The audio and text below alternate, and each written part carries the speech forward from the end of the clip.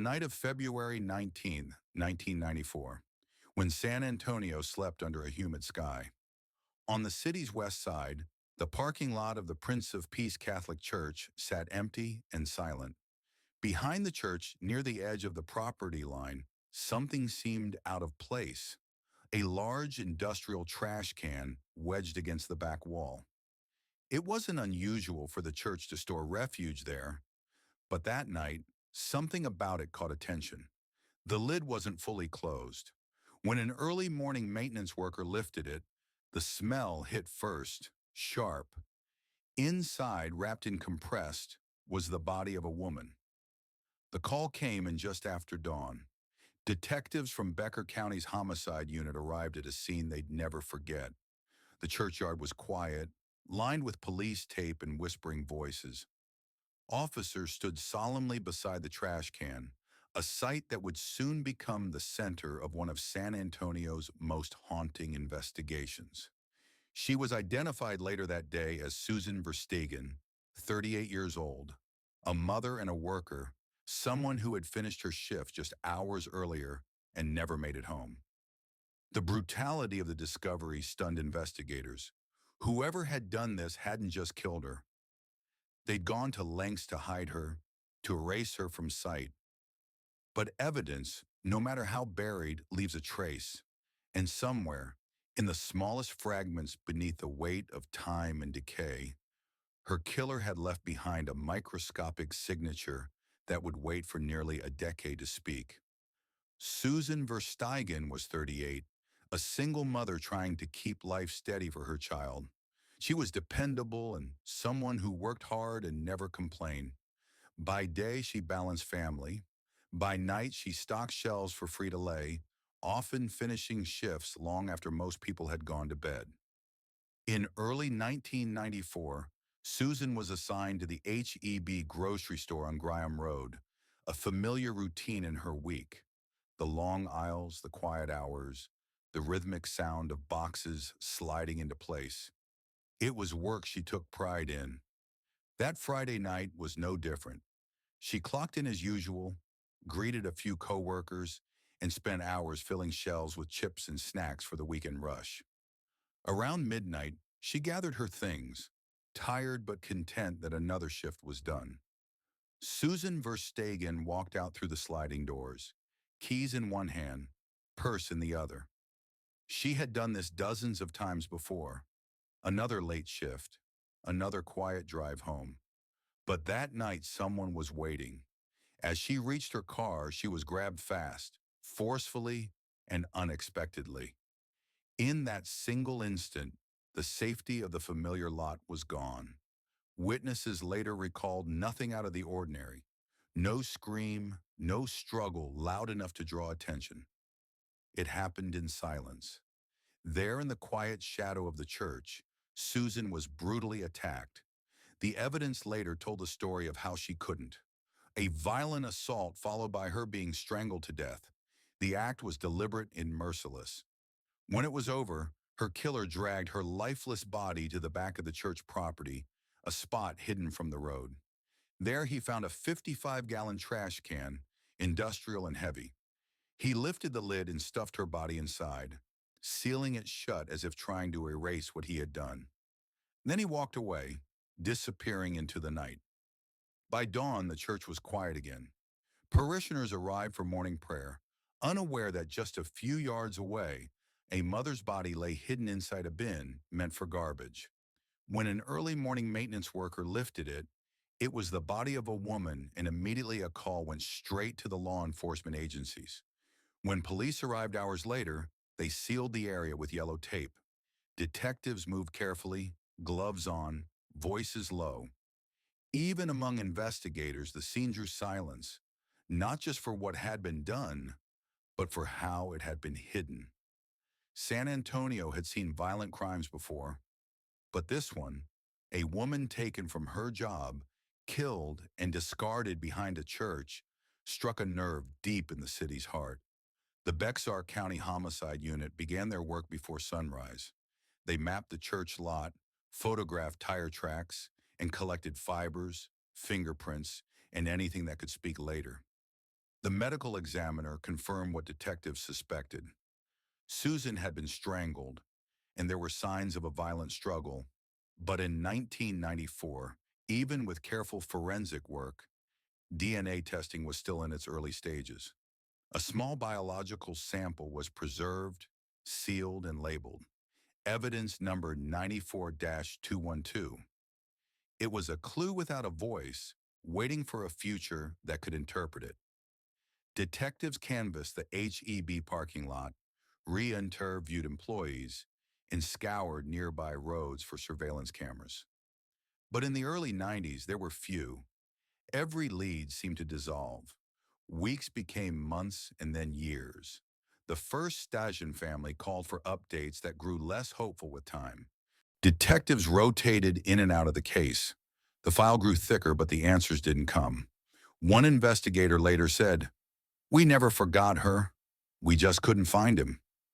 By the late 90s, the case file was moved to the cold case shelf, a silent binder among hundreds of others, waiting for technology to catch up. And for nearly a decade, that's where Susan's story remained. Her family kept her memory alive. Birthdays, holidays, and quiet prayers whispered for justice. But justice has its own pace.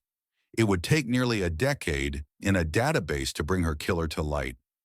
In 2002, more than 8 years after the murder, a man in Michigan sat for a routine parole procedure. His name was Rodrigo Hernandez, serving time for an unrelated assault. As part of his release process, officers took a DNA sample, a simple swab inside the cheek. It was standard procedure, one of thousands collected every month across the United States. That sample was uploaded to CODIS, the National DNA Database designed to connect unsolved crimes to known offenders. Usually the data vanished quietly into the system. Most samples never triggered a match, but this one did. When analysts ran the comparison, a single alert appeared on screen. Match confirmed. Texas, 1994. The name beside the file, Rodrigo Hernandez. For investigators in San Antonio, the message hit like a lightning bolt. The Versteigan case file was pulled from storage, its evidence re-examined, and its photos spread across a conference table for the first time in years. The DNA from the crime scene, the one they'd saved back in 1994, matched Hernandez's profile with scientific certainty. After nearly a decade of silence, Susan's killer had a name. Detectives in San Antonio wasted no time. They coordinated with authorities in Michigan, where Rodrigo Hernandez was already behind bars for violating parole. The paperwork moved quickly, a warrant, an extradition request, and then the flight back to Texas. When Hernandez stepped off the plane at San Antonio International Airport, he was met by a line of uniformed officers. The man who had escaped justice for nearly a decade was now in handcuffs, silent, staring straight ahead. As investigators dug deeper, a troubling picture emerged. Hernandez had spent years drifting between states, Texas, Michigan, and California, often working odd jobs, sometimes vanishing for months at a time. His records stretched back years marked by assaults and arrests, each incident darker than the last. Then came the name that caught detectives' attention. Muriel Stupker, a Michigan woman found murdered in 1991. Her case bore disturbing similarities to Versteigan's: a violent attack, sexual assault, and a body left in a concealed area. Hernandez had lived just miles away at the time. Though Michigan investigators could never formally charge him, the suspicion lingered. Police began to wonder how many more victims were there. How many women crossed his path and never made it home? No one could say for sure. But in Texas, one case was enough. March 2004, a packed Bizarre County courtroom sat in tense silence as the trial of Rodrigo Hernandez began. For the prosecution, the case was simple. Science had spoken. They presented the preserved DNA evidence collected in 1994, explaining how new technology made it possible to confirm the match to scientific certainty. Expert witnesses described the process, how samples were stored, analyzed, and compared to Hernandez's genetic profile from Michigan. The numbers were impossible to ignore. A 1 in quadrillion chance that the DNA belonged to anyone else. The defense pushed back hard. They questioned the chain of custody, hinted at procedural errors, and even challenged the reliability of early forensic preservation methods.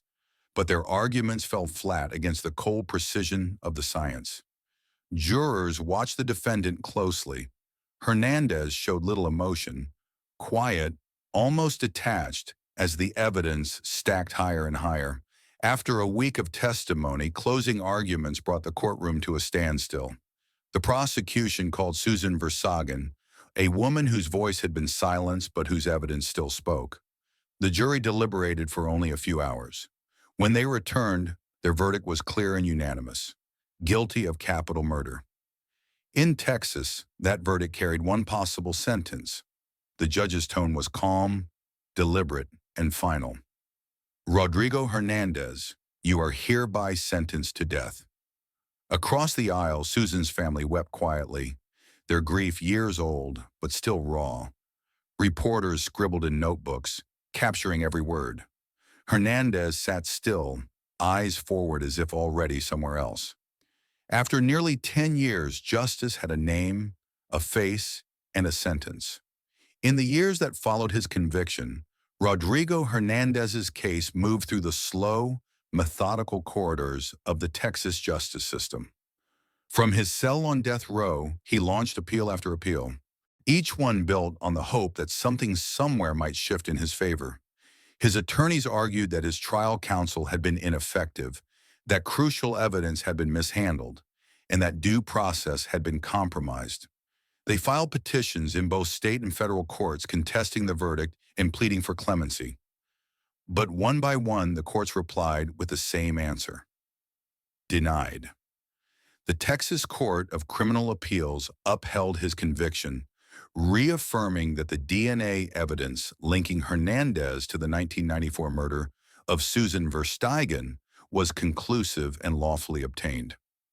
As the years slipped away, the case passed from one judge's desk to another, from one petition to the next, each stamped, filed, and rejected. By 2011, there were no more arguments left to make, no new evidence, no remaining legal doors to push open.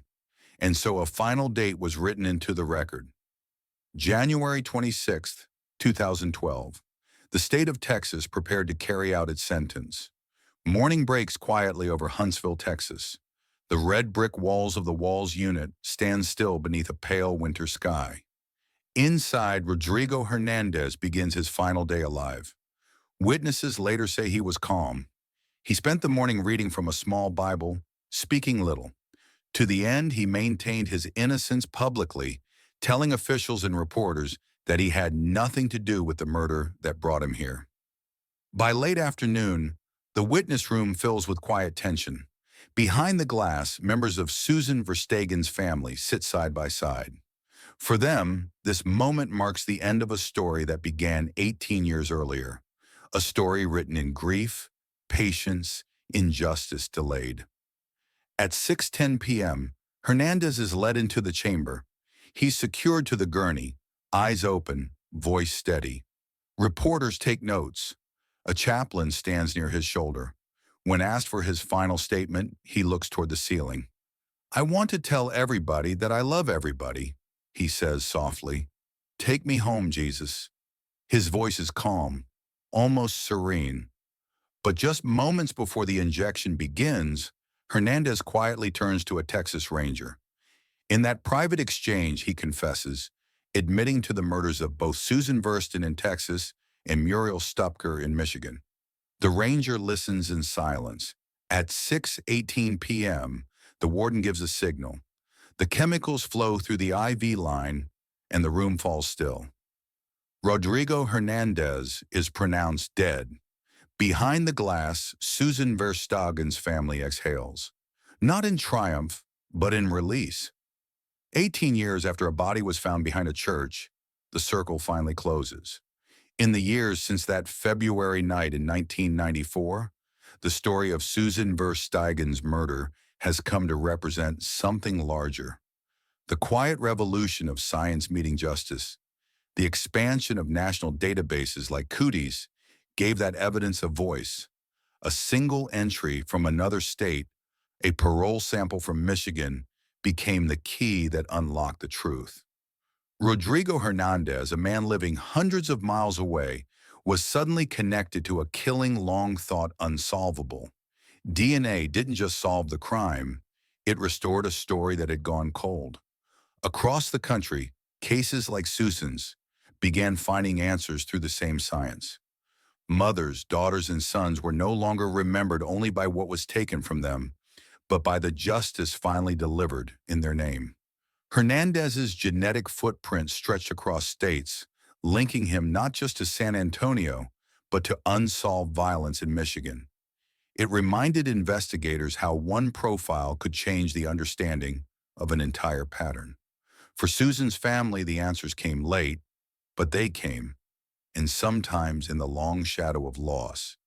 That's what justice truly means. The timeline of this case spans nearly 2 decades.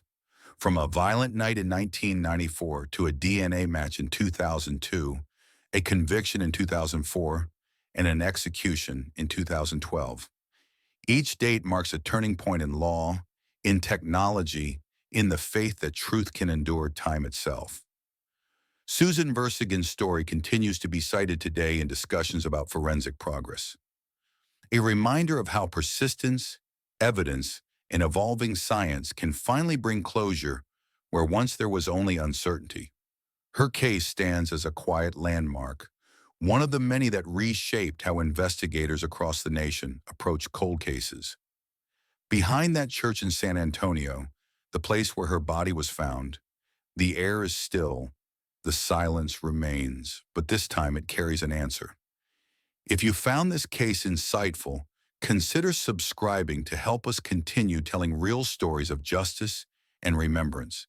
Every case we cover is built from public records, verified evidence, and the voices of those left behind. Our goal is to preserve these histories not as tales of violence, but as reminders of resilience, accountability, and the pursuit of truth. Because behind every headline is a life, behind every case, a name worth remembering. What do you think about the execution that just took place? Do you believe it was just or not? Let me know in the comments. And don't forget to subscribe to keep up with the next executions.